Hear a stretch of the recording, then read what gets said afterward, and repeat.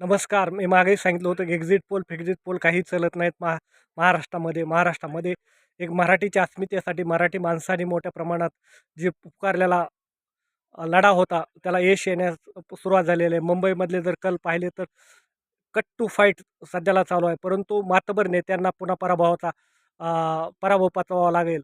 रवींद्र वायकर यांचा मुलगी असेल किंवा सदा सरवणकर यांचा मुलगा असेल, यांनासुद्धा पराभव करावा लागेल. परंतु याउलट अ, अस्लम शेख यांची बहीण असेल, तसेच इतर नेते हारून शेख असतील, यांच्या कुटुंबातल्या लोकांना विजय झालेला आहे.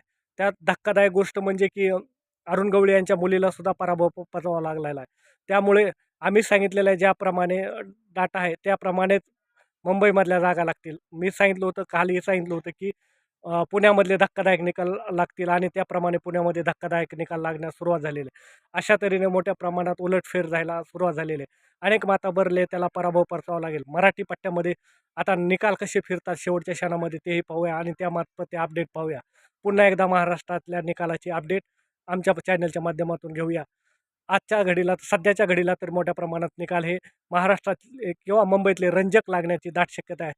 मराठी बहुल पट्ट्यामध्ये मोठ्या प्रमाणात उलटफेर होण्याची दाट शक्यता आहे. तसेच नवनाथ बने हे सुद्धा विजय झालेले आहेत.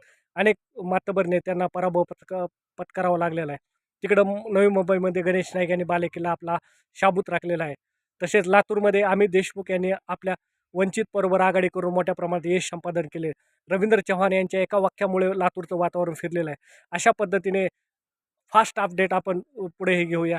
धन्यवाद.